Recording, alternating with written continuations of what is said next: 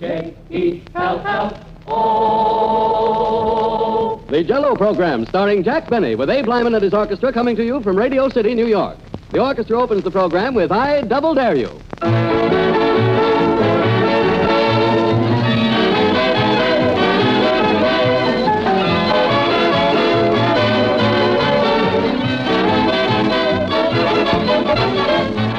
There's a change in the Jell-O program tonight. It comes to you from New York instead of Hollywood. But there's no change in Jell-O with its 6 delicious flavors.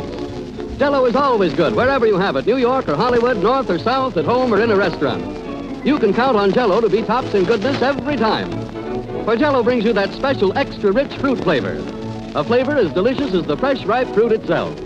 That's why Jell-O's 6 flavors are tempting and refreshing. All 6 colors are bright and gay. Just be sure to get genuine Jell-O when you buy. Look for the big red letters on the box. They spell Jell-O.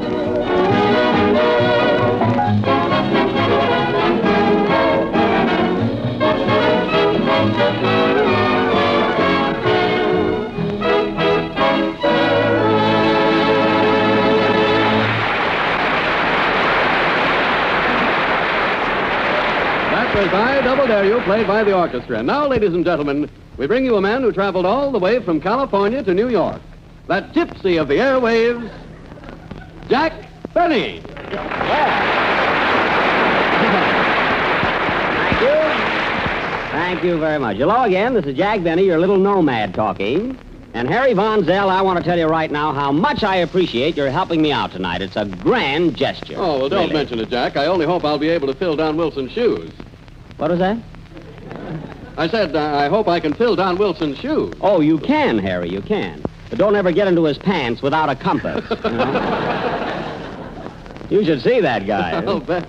Well, tell me, Jack, what kind of a trip did you have to New York? Did you fly in? No, Harry, I took one of those new Streamline trains, and believe me, they are classy. I mean, they're the last word in luxury. Yes, I heard that. They tell me the service is marvelous. Oh, it is, although I think they overdo it a little bit. Oh, they do? Yeah, I didn't mind when the conductor sent me gardenias. But when the porter tucked me in my berth and sang Rockabye Baby, I thought that was going too far, you know? And the candy vendor, was he ritzy? He was ritzy, huh? Yeah, you should have heard him. He walked up and down the aisle yelling candy, peanuts, popcorn, and annuities. I tell you, Harry, it is positive. See, it rings just like it does in Hollywood, doesn't it? Pardon me a minute. Hello? Who? No, I'm sorry, miss. Phil Harris didn't come to New York with me. What? No, I can't run home and get him. Goodbye. That's all I've heard from every girl in town. Phil Harris, is he here? Where is he? Anyway, it looks like we ought to have a lot of fun, though, tonight, Harry. I don't know whether you know it or not, but your boss, Fred Allen, is coming up here. He is? Yeah. Well, that's funny. He told me he was going to an egg roll.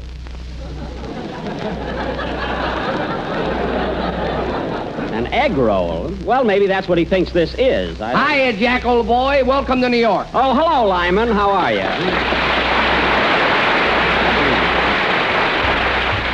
Little Bo Peep is here again. With us. Oh, well. Say, Jack, I want to thank you very much for letting me be on your program tonight. It was doggone sweet of you. Yes, it was. It was. Please try and act like a gentleman tonight, not a gorilla. Don't worry, Jack. I made up my mind to behave myself. I'm a changed guy. Well, that suits me, Abe. I'm glad to hear it. Here, Believe Jack, me. To show you my heart's in the right place, I brought you a bouquet of flowers. Flowers? Hey, wait a minute, Jack. Drop that bouquet. Why, what's wrong here? I saw Abe put a tarantula in that. A tarantula? Yes. Why, those things are deadly. Abe Lyman, that's positively the worst thing I've ever heard of. Well, gee, I only did it for a laugh. A laugh. What a sense of humor. You're the kind of a guy who would give your grandmother a hot foot. I do, and she loves it. You and your practical jokes. Say, Harry, you know what Lyman did to me last summer in Hollywood? What? I was nice enough to invite him to my house for the weekend, and he put a shark in my swimming pool. He did? Yeah, I thought it was a rubber one until I started missing toes. How do you like that for a trick? That was one of my best gags. Yeah. Yeah. Well, look, Abe, just attend to your music tonight and keep away from me, will you? Come in. Oh, how do you do? Greetings, Mr. Benny. I don't think we've ever met before. My name is Ripley. Oh, Bob Ripley, the Believe It or Not man, huh?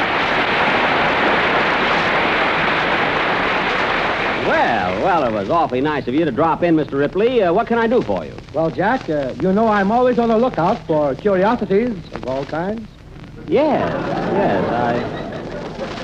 I never miss your program or your cartoons either. Well, what's on your mind? Well, I would like to get a few angles on you and your work.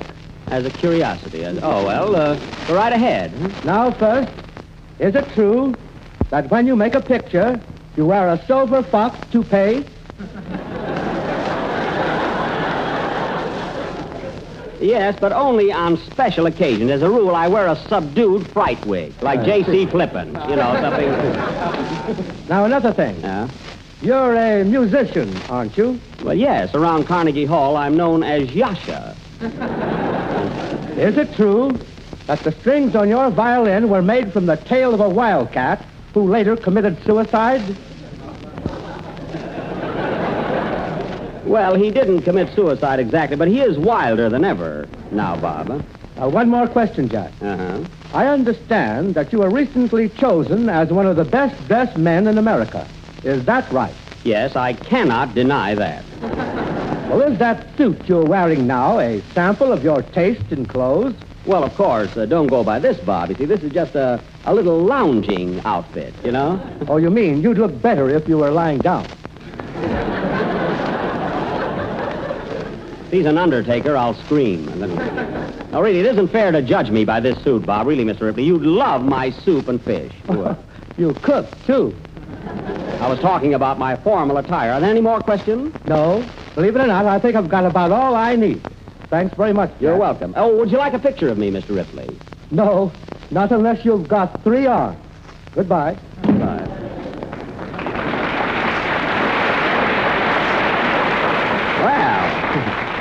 Well, Harry Ripley seems to be Harry Ripley seems to be a nice chap, although his questions were rather embarrassing. Now, what would I do with 3 arms? Well, you could play your violin and hold your nose at the same time. I could also punch you in the eye, Harry. Well, let's go on with the show. And now, folks, our conductor, Abraham Lyman, will play... what's it going to be, Abe? Here, it's written in this little book. Open it and read it. Why don't you read it yourself? If I could read, I'd get my own program. Oh, that's right. Yeah. Go ahead, open the book. Okay. Ouch, my finger. I knew you'd fall for that mousetrap gag. Fine, I had to come to New York for that. Now, play your number and leave me alone. Okay. Now, hold it a minute. Come in. Well, how are you, old boy? Glad to see you. Say, you're a sight for sore eyes. Well, Believe me, it's like old times again. Yes, sir. Say, you put on a little weight, haven't you? Oh, a little. This is rather embarrassing, but I just can't seem to place you. Funny, I can't please you either. Goodbye. Play, Phil, or Abe. Why don't I stay home where I belong?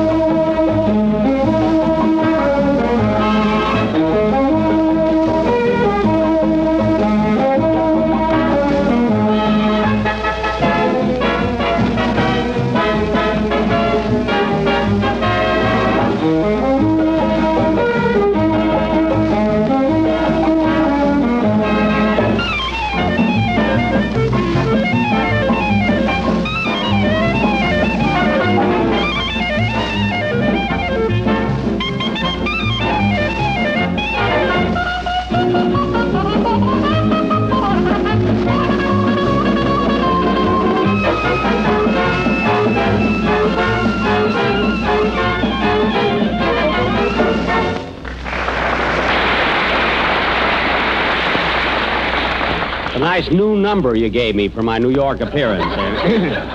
The Hallelujah, played by Abe Lyman. I hate to admit it, Abe, but it sounded all right, though. Say, your orchestra's changed a little. I see some new faces in there. Yes, Jack, and I'd like to have you meet some of the boys. This is my first violinist, Monsieur the Mug. Oh, hello, Monsieur. Hiya, Toots. Nice boy. And, Jack, this is my piano player, Machine Gun Stokowski. My, what name? Say, Abe, who's that new saxophone player over there? You mean Butch? Yes. I noticed he was scribbling on a piece of paper all during the last number. What was that for? Well, every month he has to write a letter to the parole board. Well, that's sweet of him to remember. Harry, that's a nice bunch of boys Abe has here. Yes, they are, Jack. They all came in cabs, which they drove. By the way, Jack, since I'm taking Don Wilson's place here, is it all right if I say my little piece now? Oh, sure, Harry. I've been sort of waiting for that. Go right ahead. Ladies and gentlemen, if you're looking for an economical dessert, be sure and go to your nearest grocer and ask for a package of Jell-O, for heaven's sake. Jell-O, for heaven's sake. 3 years I've been. It comes in 6 delicious flavors: strawberry, raspberry, cherry, orange, cherry, and strawberry. Look, what happened to lemon and lime? Oh, yes. Yes. Lemon, lime, strawberry, raspberry, and cherry. Now orange has disappeared in there. Look, just drop it. Let it go. Oh, no. So insist on genuine Jell-O. Look for the big red letters on the orange. That's on the box! Poor Don Wilson, I'll bet he collapsed in front of his radio. Oh, well, thanks anyway, Harry. You tried. Well, what do we do now, Jack? Well, Harry, if I was in Hollywood right now doing this program, just about this time, Mary would walk in and say, Hello, everybody. Hello. Why, Kate! Why, Kate Smith, you little lifesaver, you. You know, you couldn't have walked in at a more opportune time. Am I glad to see you? And I'm glad to see you, too, Jack. Are you having a good time in New York? Oh, wonderful. Really a swell. Kate, you know Harry Von Zell, don't you? Oh, sure. Hello, Harry. Glad to see you, Kate. And this is our temporary maestro, Abe Lyman. Yes, I've met Mr. Lyman before. Sure. Hello, Smitty. Hey, don't mind him, Kate. He's a little on the rough side, you know. Don't worry, Jack. We'll get along all right. Sit down, Slat.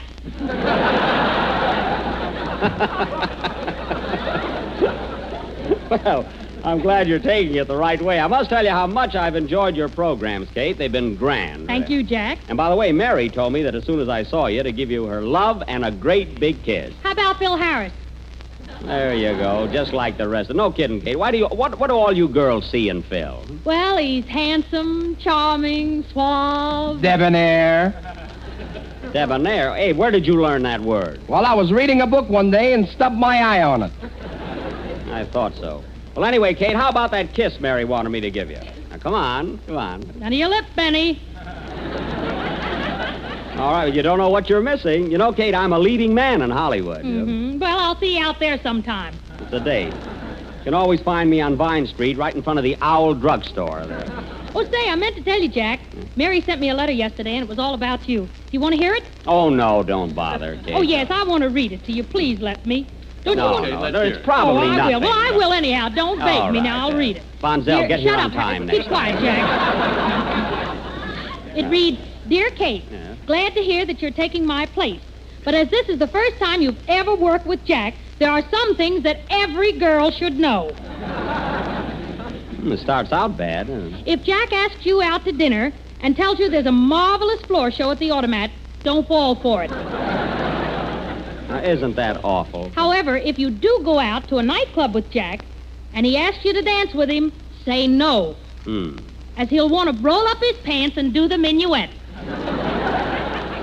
That's very comical there. Give my love to all, and I'll be sitting in front of my radio waiting for your song. Well, that's a sweet ending anyway. Well, I Kate, think you so, are too. going to sing a number for us, aren't you? You bet I am. Would you like to hear This Time It's Real? Yes, sir. Abe, give Miss Smith a melodious background with feeling, harmony, and nice, smooth rhythm. You mean I should be debonair? Yes. And tell your guitar player to put his shoes on. Sing, Kate. Debonair yet.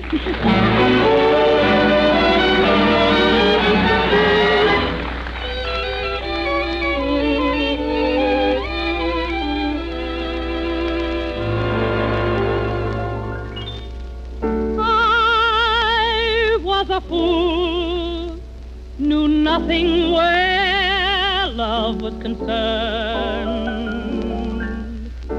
I'm through with all confusion, for now I've learned.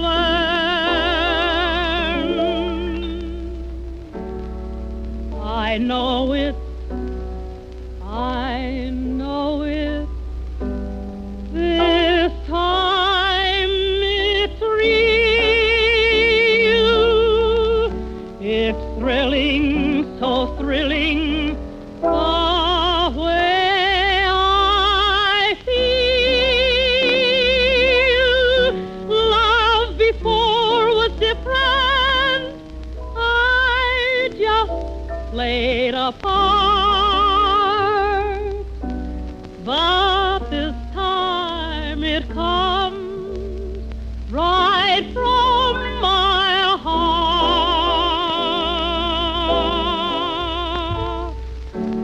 Pretending is ending this time. It's real. Forever and ever. Time will reveal. We were lucky, darling, when fate turned the wheel. I know it, I feel it. This time it's real.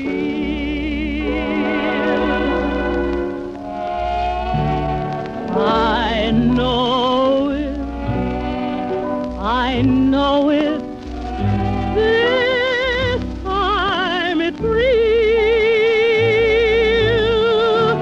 Forever and ever, time will reveal. We were lucky, darling, when fate turned the wheel.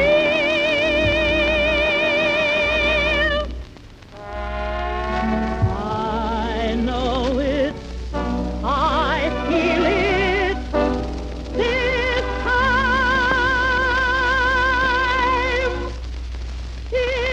time it's This Time It's Real, sung by Kate Smith, accompanied by Debonair and his orchestra. Kate, I must say that you sang just as good for Jell-O as you do for Calumet baking powder and Swan's Down cake flour. Well, Gee, I got them both in there, didn't I? Sure did. You know, Kate, I would like to reciprocate in some ways. And there's anything I can do for you while I'm in town? Oh, no, Jack. Thanks just the same. Well, you've been so sweet, though, Kate. Really, I insist. Well, all right. If it'll make you any happier, you can buy me a nice ermine wrap. Well, I'll do that. I will. And now, hey, wait a minute. You mean real ermine? Well, of course, Jack. Well, Kate, I'd run right out and buy you one, except today is Sunday and every place is closed. I can get one of my boys to open the store for you. Quiet. Anyway, don't worry about it, Kate. I'll make up for this some way. Well, that's sweet, Jack. Pardon me. Hello? Hollywood calling? Yeah, this is Jack Benny. I'll take it. Hello? Oh, hello, Kenny. It's Kenny Baker. Well, Kenny, how are you, kid? What? No, she's not taking your place. Look, Kate Smith is a star on her own program. What? Why doesn't she stay on it? Now, Kenny. I'm sorry, Kate. Now, listen, Kenny, I don't want to discuss it with you any further. I'll see you when I get home. What? Yes, I'll bring you one. Now, hang up. Goodbye. What a kid. What does he want, Jack? The little copycat, he wants an ermine wrap, too. Oh, I hope what he said didn't offend you, Kate. no. I think he's one of the cutest little brats in the world. Yeah, he is. Listen, Jack, What? I'd like to stay longer, but really I must run along now. I want to say thanks very much for inviting me up here this Well, it's been an honest-to-goodness treat, and I'll never forget it. Good evening, Mr. Benny. Were you looking for me? Yes, Rochester, just a minute. Goodbye, Kate, and thanks again so much. So long, Jack. Good luck, and it's been a pleasure. Thank you.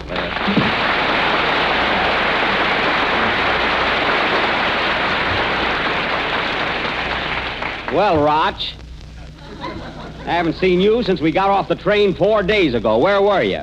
I've been weekending up in Harlem. We had a gin barbecue. Fine, I had to do all my own unpacking. What do you think I brought you along for? You didn't say. You're supposed to be working for me, and you spend all your time in Harlem. Suppose you went to all the hot spots. There ain't no cool ones there. Never mind. Now, look, Rochester, go right over to the Waldorf Astoria and straighten up my suite. Did you move from the YMCA? Rochester! I just went there for a swim. Now, run along. Okay. Boss, Yeah. I'm having a little financial recession. Uh-huh. I see. I wonder if I could have an advance on my salary. Look, I already gave you an advance. I want something in advance of that. Oh, all right. Here's $5. Could you elevate that to $8.50? $8.50? What for? I promised to buy my gal a sun lamp. All right, here you are. Now, don't forget, Rochester. Don't forget, we're leaving Tuesday, so be sure and be up at the hotel. And come in. Well, look who's here. Come on in, Fred.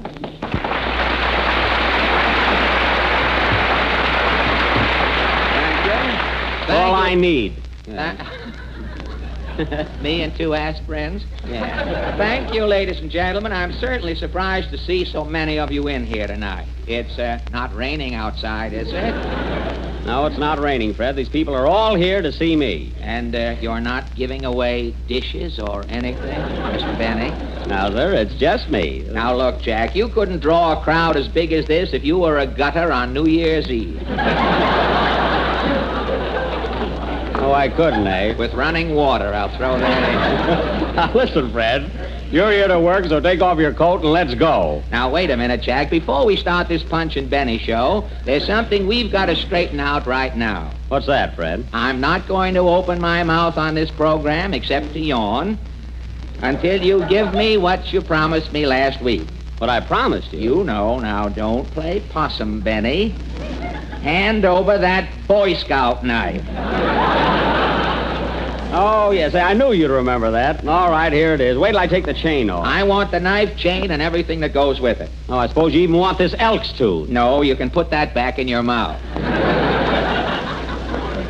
Well, here's the knife, Fred. Take it and consider our deal closed. Now, wait a minute. You're not rushing me into this thing. Let me see if this knife's in good condition. There's the big blade. Yeah. There's the corkscrew, the fingernail file. There's the ping-pong paddle. The bottle opener. Hey, what's this thing here? That's a folding bed. Are you satisfied? Well, I guess it's all right. But, well, Jack, my mood changes here. Yes, you see. I know. I'm coming in the mood now. Have you been having a good time in New York? Have you seen any of the shows or anything? Yes, Fred, I saw the Ed Wynn show. That was swell. I saw George M. Cohan show. That was grand. And then I saw your picture. My mood changes here, too.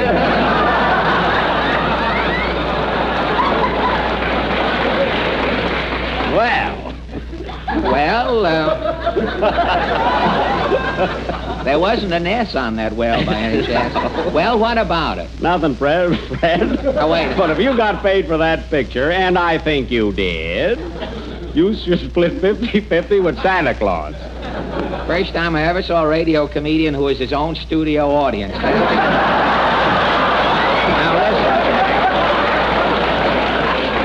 listen, Jack,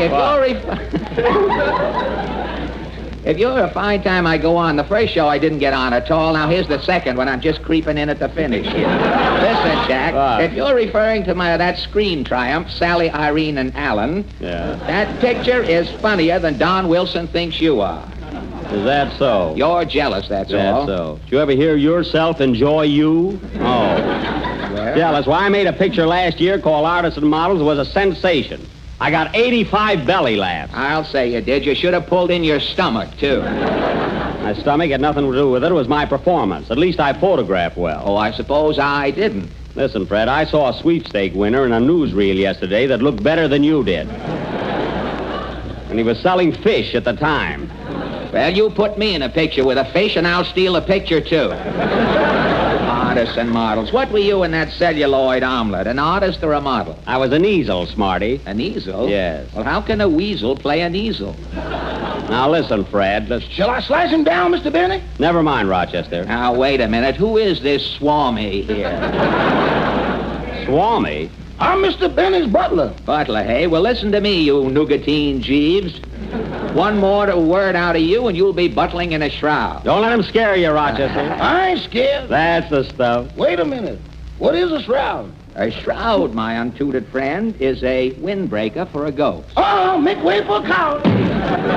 Rochester, you see, Fred and I'll probably have to get a new butler. Well, hello there, Fred. Well, Harry Von Zell, what are you doing in the enemy's camp here? Well, I came here to help Jack out tonight. He needed an announcer. Oh, is he going to pay you? Certainly not. He's doing it as a favor. Of course, I will buy him a necktie or something. What do you mean, something? Something cheaper and shut up. I thought so. Benny, you're so tight. You've not only got the first dollar you ever earned, you've got the guy's right arm who handed it to you.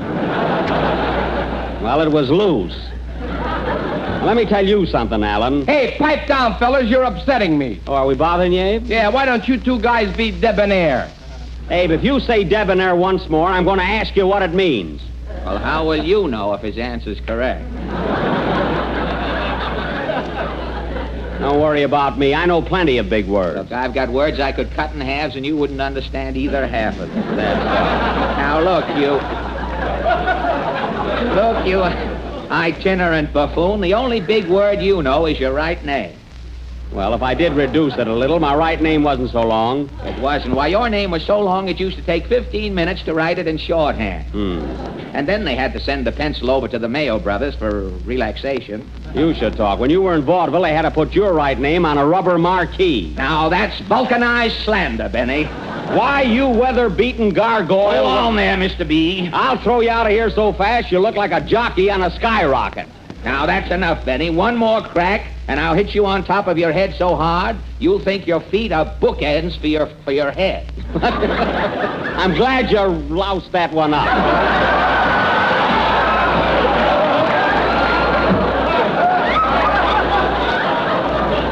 I'm taking my Boy Scout knife and getting out of here. Oh, that's fine. Thanks for coming over, you town all booed up. You're welcome, you war-hegan walk, you.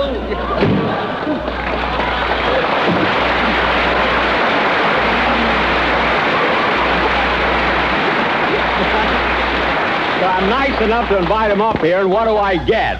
Hey, Jack. What is it, Abe? Here's your knife back.